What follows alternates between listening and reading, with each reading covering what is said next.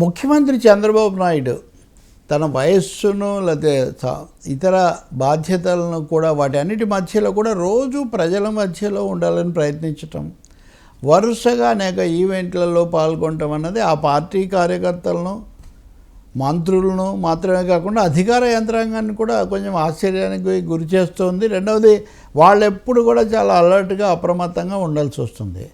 ఈరోజు పథకాలు ఎన్టీఆర్ భరోసా పథకం అమలు అనే దాంట్లో భాగంగా ఆయన బాపట్ల జిల్లా కొత్త గొల్లపాలెం అనే గ్రామానికి వెళ్ళారు.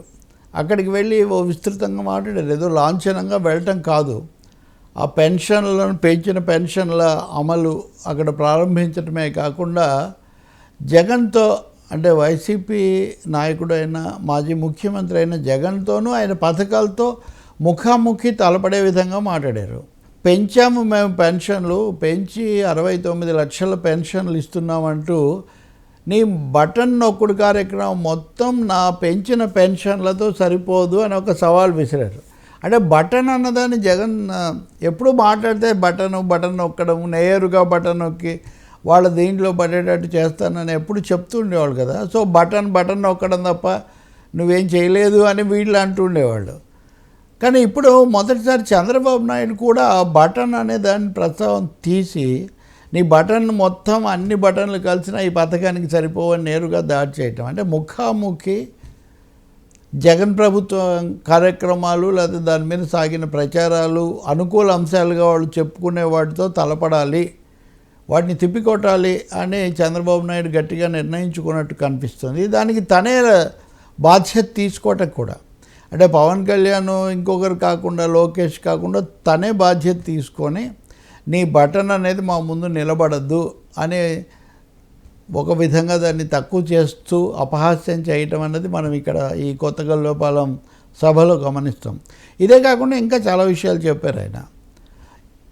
జగన్ పాలనలో విపరీతమైన అరాచకాలు ఉన్నాయి కాబట్టి ఆయన్ను ఎదుర్కోవటం కోసం బీజేపీని, జనసేనను కలుపుకొని ఎన్నికల్లో పోటీ చేసి విజయం సాధించాము. అంటే అరాచకాలు బటన్కు పోటీలాగే జగన్ అరాచకాలను ఎదుర్కోవడానికి ముగ్గురం కలవాల్సి వచ్చింది. కలిసినందుకు విజయం సాధించామనే మాట కూడా ఆయన చెప్పారు. ఇంకా అనేక అప్పుల మారి రాష్ట్రాన్ని తనకి ఇచ్చిపోవటం, దాని నుంచి బయటపడడం కోసం పథకాల కోసం పడిన శ్రమ, ఇలాంటి చాలా విషయాలు ప్రస్తావించారు. కానీ చాలా ఆశ్చర్యకరంగా విశాఖ ఉక్కు ప్రస్తావన తీసుకొని వచ్చారు. విశాఖ ఉక్కు ఫ్యాక్టరీని నష్టాల పాలు చేసి దివాళా తీయించే పరిస్థితి, ప్రైవేటీకరణ పరిస్థితి వస్తే తమ జోక్యంతో తాను పవన్ కళ్యాణ్ జోక్యం చేసుకొని విశాఖ ఉక్కు ఫ్యాక్టరీని కాపాడామని ఆయన అక్కడ చెప్తున్నారు. విశాఖ ఉక్కు ప్రైవేటీకరణ ఆగలేదు, ప్రైవేటీకరణ ఆలోచనలో మార్పేం లేదని ఈ మధ్య పార్లమెంట్లోనూ బయట కూడా కేంద్ర ప్రభుత్వం సమాధానం చెప్పింది. పైగా విశాఖ ఉక్కు కేంద్ర ప్రభుత్వ అధీనంలో ఉంది, దాన్ని అమ్మాలి, ప్రైవేటీకరించాలనే నిర్ణయం కేంద్రానిది. జగన్ ప్రభుత్వం కూడా తన పాత్ర నిర్వహించలేదు, గట్టిగా ఎదుర్కోలేదు, అంతవరకు నిజమే. కానీ మోదీ విశాఖపట్నం వచ్చినప్పుడు జరిగిన బహిరంగ సభలో జగన్ దాన్ని ప్రైవేటీకరించవద్దు అనే ఒక కోరిక కోరారు. అంతకు మించి ఆయన ఏమీ చేయలేదు. కార్మికుల మటుకు 1400 రోజులు 15 వాళ్ళు నిరాహార దీక్షలు చేస్తూనే ఉన్నారు. కానీ ఇక్కడ విచిత్రం ఏమంటే ఎన్డీఏకి నాయకత్వం కేంద్రంలో బీజేపీది, రాష్ట్రంలో టీడీపీది అయినప్పుడు విశాఖ ఉక్కు యొక్క పరిస్థితికి జగన్మోహన్ రెడ్డిని బాధ్యుని చేయటం అన్నది ఎలా పొసుగుతుంది? రెండో, తమ అధికారంలోకి వచ్చి ఇప్పుడు మళ్ళీ ఇక్కడ 10 నెలలు 11 నెలలు అయింది. కేంద్రంలో అయితే మోదీ ప్రభుత్వమే నిరంతరాయంగా అధికారంలో ఉంది.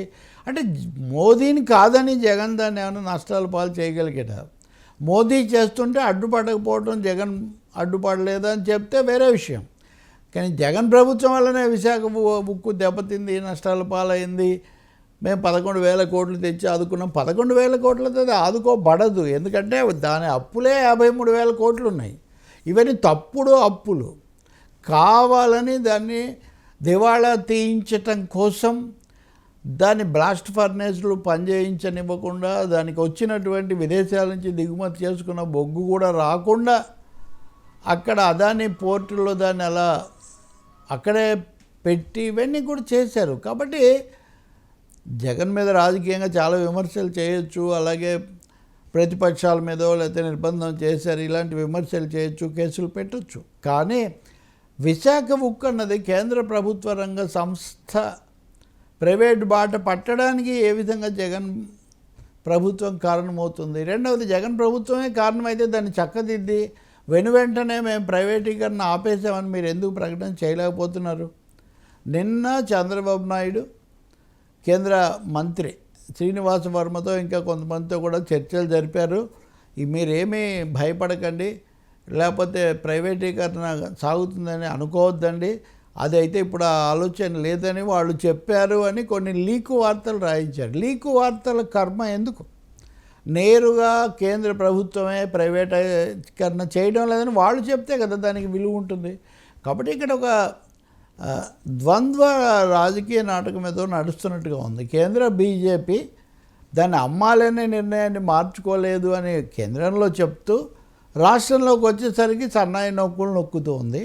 వాటినే తాము ఘనకార్యంగా ఇంకా ఆపేసాము, ఇంకేమి ఇబ్బంది లేదని వీళ్ళు చెప్తున్నారు. కానీ మరో వంక విశాఖపట్నంలో చూస్తే వచ్చిన డబ్బు పాత బాకీలు కట్టడానికి బ్యాంకులకు చెల్లిస్తాం తప్ప ఉద్యోగుల జీతాల బకాయిలు చెల్లించడానికి కానీ కంపెనీని నిలబెట్టడానికి కానీ లేదని అక్కడ స్థానిక అధికారులు స్పష్టంగా చెప్తున్నారు. కాంట్రాక్ట్ కార్మికులు, అవుట్సోర్సింగ్ కార్మికులు ఇట్లాంటి వాళ్ళని తొలగిస్తున్నారు. కాబట్టి జగన్ బటను, చంద్రబాబు నాయుడు పథకం, భరోసా వాటి గురించిన పోటీ వాళ్ళు చూసుకోవచ్చునేమో. కానీ విశాఖ ఉక్కు ఫ్యాక్టరీకి సంబంధించినంత వరకు ప్రమాదం పొంచే ఉంది. దాన్ని ప్రైవేటీకరించడానికే కేంద్రం ప్రయత్నం చేస్తూ ఉంది. మేము దాన్ని ఏదో ఆపాము అని ఈ ప్రభుత్వం చెప్తున్న మాటలకు ఏమీ పెద్ద ప్రాధాన్యత ఏమీ లేదు. ఖచ్చితంగా కేంద్రం నుంచి లిఖిత పూర్వకమైన ప్రకటన వస్తే తప్ప అదేదో ఆగిపోయిందని అనుకోవటం అది అర్థరహితం.